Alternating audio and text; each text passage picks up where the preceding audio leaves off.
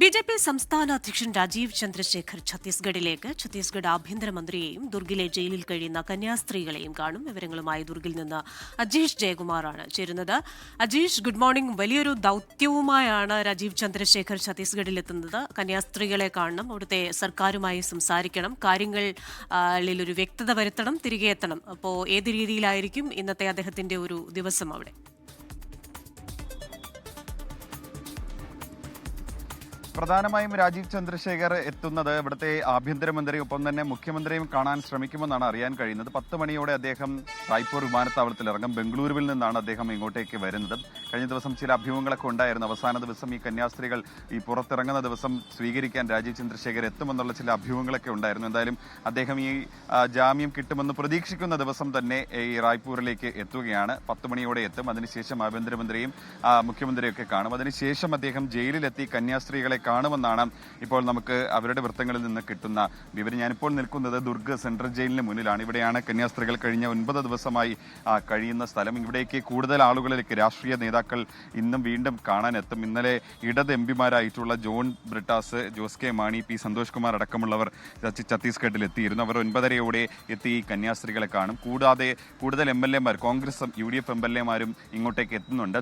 Chandy Oommen, Anwar Sadath MLA മാരും ഇങ്ങോട്ടേക്ക് എത്തുന്നുണ്ട്. അവരും വൈകാതെ തന്നെ ഇവിടെ എത്തി ദുർഗ് സെൻട്രൽ ജയിലിലെത്തി കന്യാസ്ത്രീകളെ കാണുമെന്നാണ് നമ്മൾ പ്രതീക്ഷിക്കുന്നത്. കഴിഞ്ഞ ദിവസം ഈ ഇടത് നേതാക്കളായ ചില PK ശ്രീമതി അടക്കമുള്ള ചില നേതാക്കൾ ഇവിടെ ഒരു ക്രെഡിറ്റ് വാറാണ് നടക്കുന്നത് എന്നുള്ളൊരു ആക്ഷേപം ഉന്നയിച്ചിരുന്നു. കാരണം ഈ കന്യാസ്ത്രീകളെ ആര് രക്ഷിക്കുന്നു, ആരാണ് അവർക്ക് നിയമസഹായം നൽകുന്നത് തുടങ്ങിയ വാദങ്ങൾ ഉന്നയിച്ചുകൊണ്ട് ഈ കോൺഗ്രസിനെയും BJP-യും കടന്ന് ആക്രമിച്ചുകൊണ്ടായിരുന്നു PK ശ്രീമതിയുടെ ഒരു പ്രതികരണം വന്നത്. പക്ഷേ അതിനോട് കോൺഗ്രസ് MPമാരടക്കം പ്രതികരിച്ചത് ആദ്യം ഞങ്ങളാണ്, അതായത് UDF കോൺഗ്രസ് നേതാക്കളാണ് കന്യാസ്ത്രീകളുടെ അറസ്റ്റിന് പിന്നാലെ ആദ്യം നിയമസഹായവുമായി എത്തിയത്.